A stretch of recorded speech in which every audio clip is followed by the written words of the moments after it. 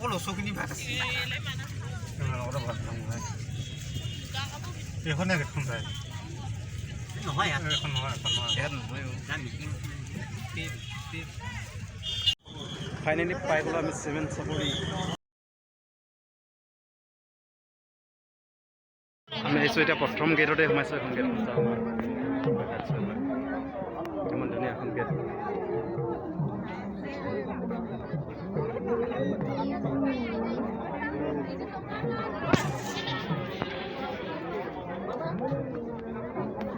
জলদি আহে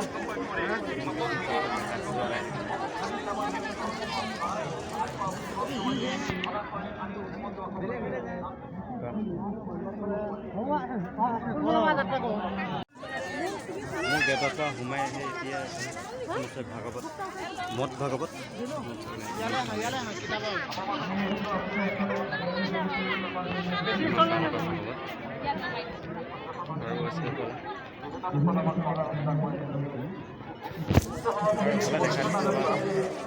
খুব ধুনীয়াকৈ এটা ভঁৰাল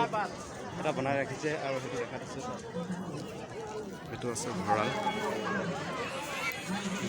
এটা ভঁৰাল এইফালে এটা ঘৰ ৰাখিছে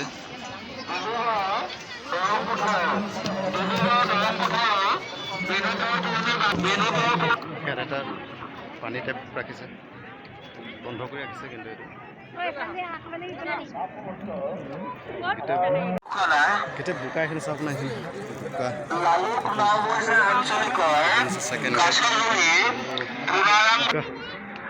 ৰমেশ খান বাবজনাই নামঘৰ বাকৰি 1 নং ঘোষণা কক্ষত ৰৈ আছে আপুনি য'তে নাথাকক 1 নং ঘোষণা কক্ষত আহি এটা ঘৰ ৰাখিছে ৰমেশ খান বাবজনাক লগ কৰিলে কৃষ্ণ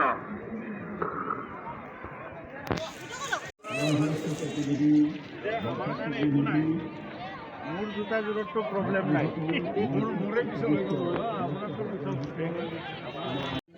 মই আহিছোঁ এতিয়া মেইন মণ্ডপ আৰু মণ্ডপটো কিমান এটা ধুনীয়া ওপৰপাতে সাজিছে চাওকচোন পিছত এটা চাংঘৰ ৰাখিছে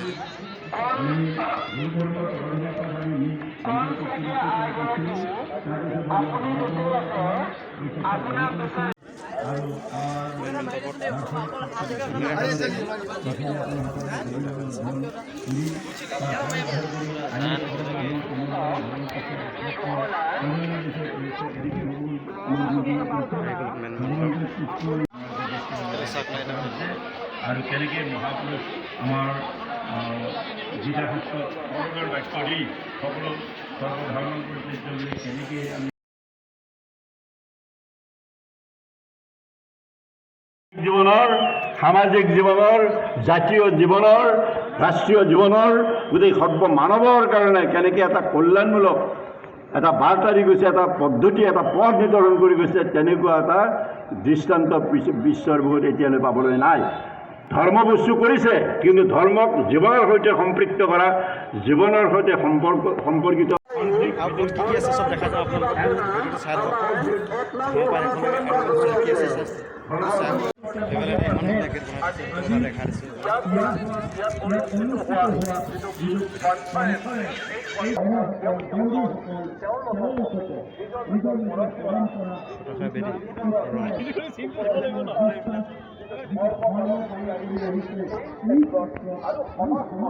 শক্তিশালী ৰূপে কেনেকৈ নিজৰ ধৰ্মৰ মাজেদি সকলোকে একত্ৰিত কৰি আগবঢ়াই লৈ যাব পাৰে ইয়াৰ কাৰণে কাম কৰাৰ ক্ষেত্ৰত যথেষ্ট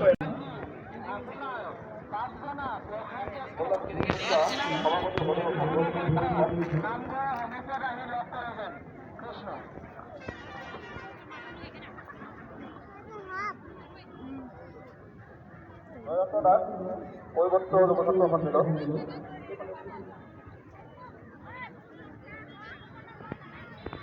উত্তৰৰ উপনেতা সদৰ সংসদৰ ছাত্ৰ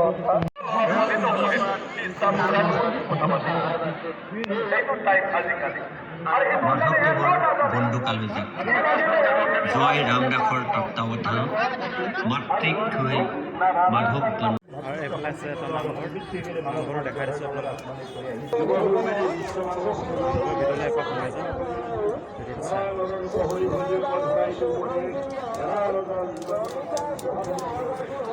কৃষ্ণ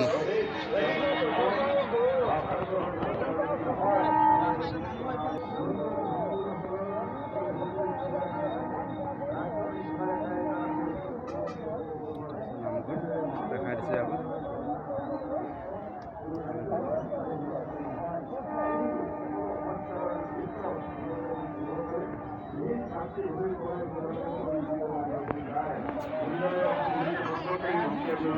যাওঁ এফালে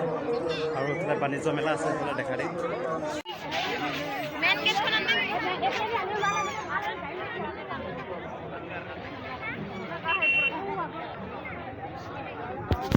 এইফালে আছে বাণিজ্য মেলা চব না বাণিজ্য মেলা আৰু বজাৰ চজাৰ চব আছে এইফালে এইফালে তালৈকে যাওঁ এবাৰ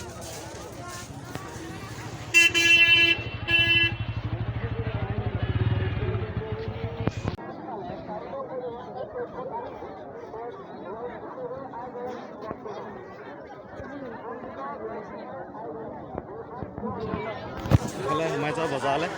বাণিজ্য মেলা আৰু কি পোৱা যায় চব চাই যাওঁ